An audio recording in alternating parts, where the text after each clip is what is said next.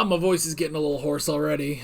Hey guys, Alex from 7th Hour Films back again with JoJo's Bizarre Adventure. Last time on JoJo's Bizarre Adventure we had July 15th, Thursday, Part 3. What the fuck happened last episode? Well, Josuke got captured by Mysterioso guy, and then Yuya had to deal with him. There were shenanigans until eventually Yuya freed Josuke and Koichi, and then Josuke turned Mysterioso guy into a book, which was terrifying.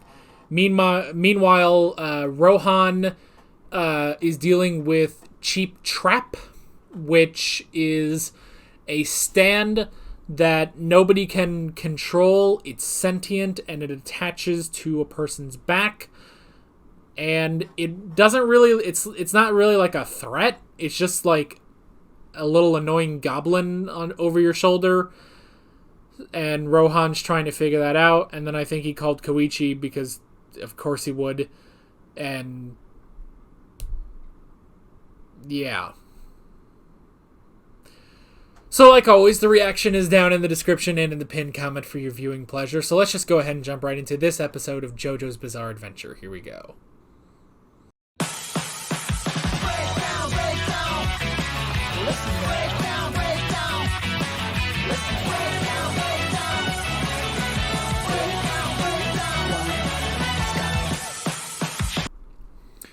You know, I mean, it's got to be a Japanese thing or something that's more accepted in Japan than in the United States. Because, like, I don't know how old Hayato is. I assume relatively young, 8, maybe 9. That's fucking weird to me, but nah. Okay, so the July 15th saga has come to an end, and we have 5 more episodes left of Diamond is Unbreakable. Yeah, you know, I think the thing that's just kind of, that, I don't want to say like bugs me, but it's just kind of weird about it all, is just the fact that it's 3 minutes of a dude and a little boy just nude. And it's just like, okay. I mean, it was kind of the same way in part 3 when you have fucking little naked ass baby Polnareff and shit, but it must just be something that's more accepted in Japan, you know? So, and I mean, I guess I've also, because you guys know me, I'm not well versed in anime. I'm not as well versed in anime as some people. I kind of almost what you see on the channel is almost all I've ever seen, really. I've seen some other stuff, but not much. So, but I mean, I have seen like, I've seen something like this happen on like Sailor Moon or something like that, where, you know, it's Usagi and Chibiusa, you know, but that's about it. So I don't know. It's a weird, it's just kind of a weird location to do Hayato's confrontation of Kira, you know? So yeah. Okay, so let's just go ahead and hop into the notes. The first thing I wrote down is Koichi's a fucking dumbass and one of the worst goddamn characters. Yes, I am over-exaggerating. I don't fully believe that, but come the fuck on. Like, let's take this versus Highway Go-Go, where both instances were Rohan asking someone, kind of asking someone for help. Rohan was in a predicament, and there was someone there who could help him. And in that one, he tells Josuke to run away. Just stay away from there and let him die, basically. And Josuke will not leave him behind. He'll take the scent. He'll take the scent, and he'll take being hunted by Highway Go-Go, you know? He'll take that to save Rohan.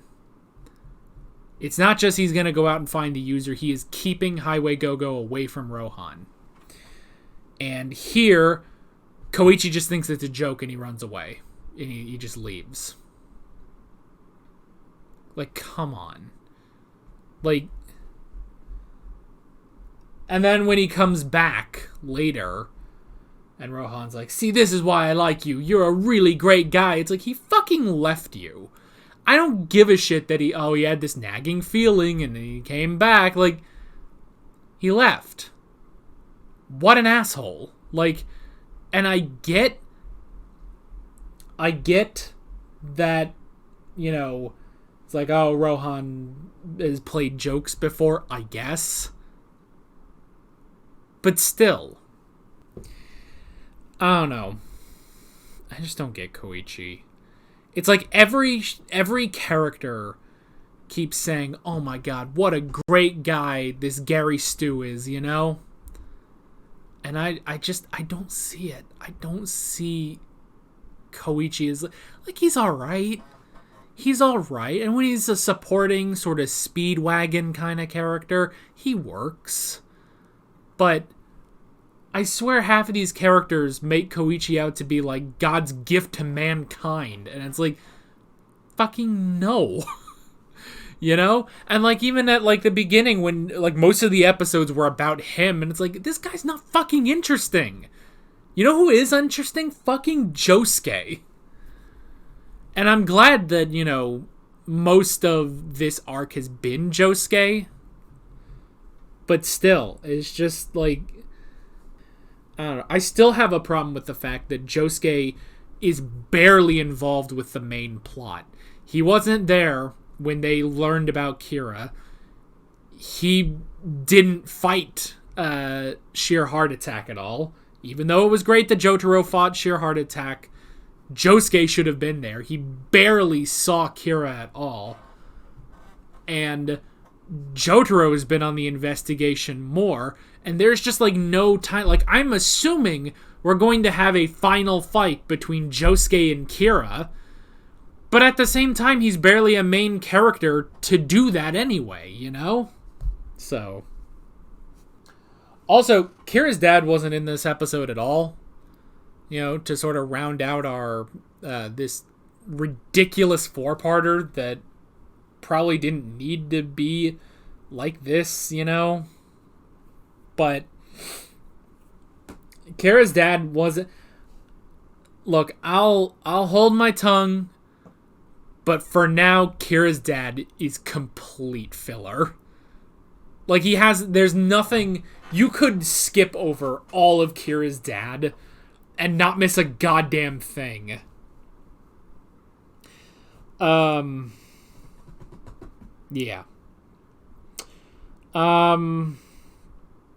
Cheap Trap, by the way. What a fucking dumb stand. Like, I'm not even gonna get into the mechanics of, like, is it a stand and stuff. Not even any of that. I like it's just not a fucking threat. I mean, it's a threat in that, yes, if someone looks upon your back, you will die, and Cheap Trap will move on to its next victim. That's a threat. But the whole thing is he was there. It's like, oh, you gotta burn those pictures, man. And then, like, at no point was there any pressure on Rohan to do that. Like, at all. Like, and it wouldn't accomplish anything. Like, it wasn't like, oh, burn the pictures or I will hurt you, or burn the pictures or, you know, burn the pictures and I'll leave. Like, the only threat is the fact that he's stuck on you, and that's it, you know? The only other thing is when he talked to the animals, and then the only reason that was effective was just because he couldn't use Heaven's Door on all of them, you know? But that was it. And then yeah, I did like that solution, though. You know, the whole thing of, oh, no stand can overcome Cheap Trap. He didn't use a stand. He used hell itself. So I like that. I did like that. That was really cool.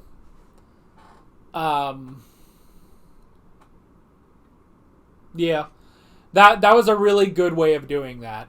And again, the only thing Koichi did was get those animals away from Rohan. Which, I mean, yeah, it's something. But when Rohan's like, oh, Koichi, if it wasn't for you, I would never have made it. And stuff, is like, okay, you're giving him way too much fucking credit here. It's such a weird thing that, like... okay, Rohan is supposed to be the self-insert, right?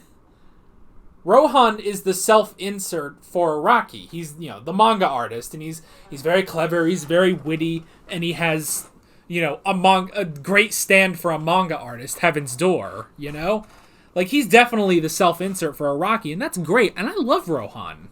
Honestly, I do. But why does Koichi feel like just the stock YN Gary Stu like bullshit? I don't know. I haven't gone off on Koichi in a while, so I guess we've met our quota now. But yeah, I don't know. I don't get it. I don't get it. I don't understand Koichi. He's just not a good character. I mean, like, he's not a good hero. He's decent support, but, like, even he walked away. I don't give a shit that he came back later and then saw that Rohan was doing all this. The fact is, he walked away in the first place, and that is not something Josuke Higashikata would ever do. If Rohan said... And when Rohan's like, oh, I didn't call Josuke and Okuyasu because they would just laugh at me, and it's like... Josuke would help you.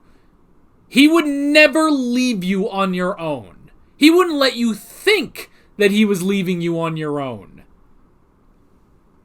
And he was like, oh, Koichi, you're such a great guy. And it's like, he fucking left you. Like, no. But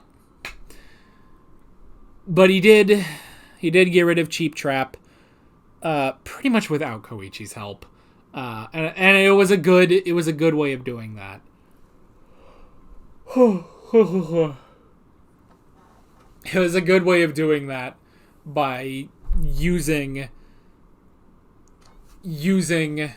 Raimi Street to destroy it. So I like that.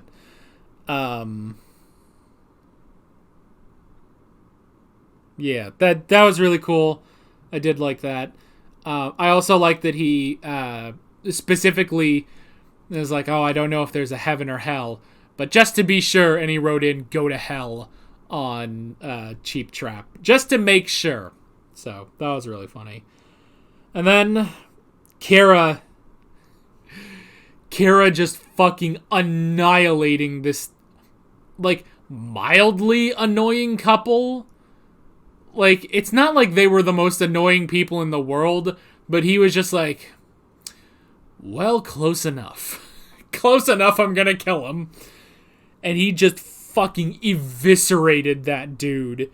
Except the ears. Again, I love the precision of Killer Queen. Or Deadly Queen, I'm sorry. I said Sheer Heart Attack earlier as well, but whatever. I love the precision that...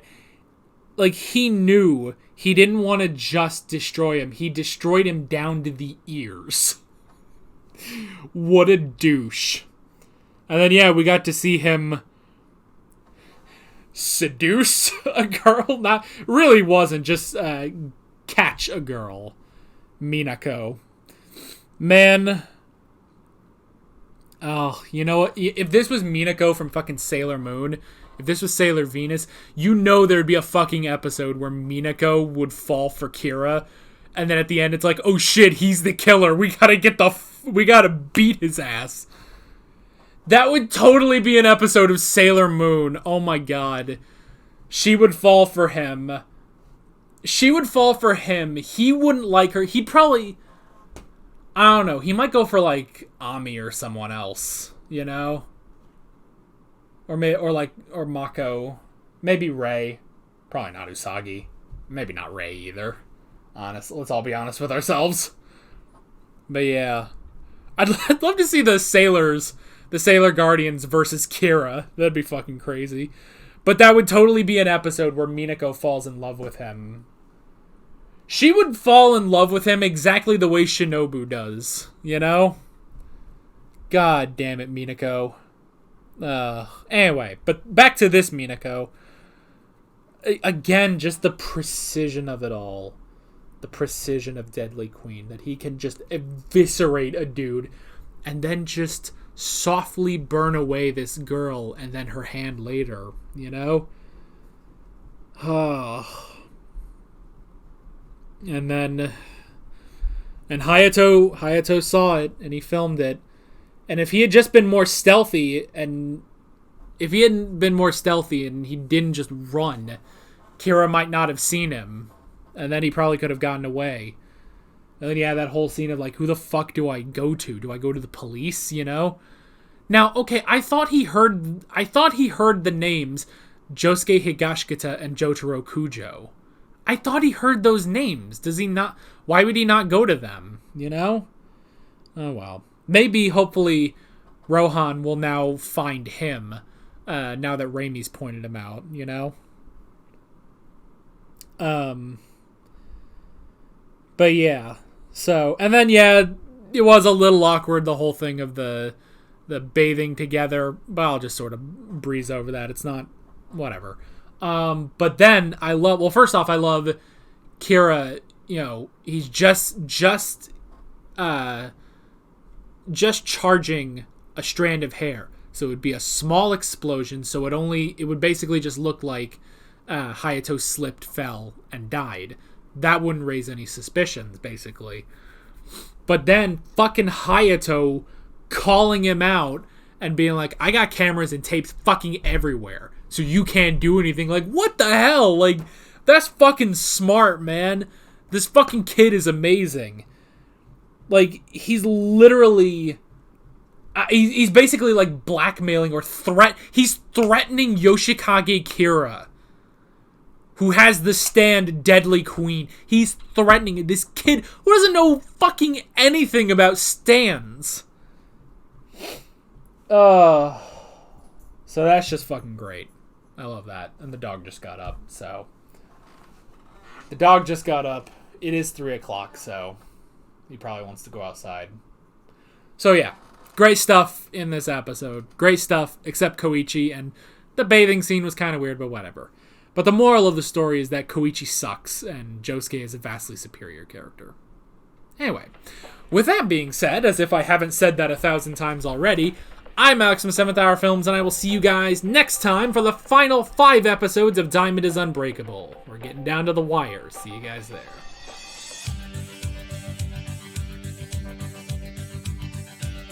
Alright guys, thanks for watching this video. There's a bunch of links on screen if you want to go click around to any of those. There's a playlist for all of my JoJo's Bizarre Adventure reactions, as well as another playlist or video that you can go click on if you want. There's also a subscribe button and a Patreon button on screen, as well as other links in the description if you want to go check out any of those. See you guys later.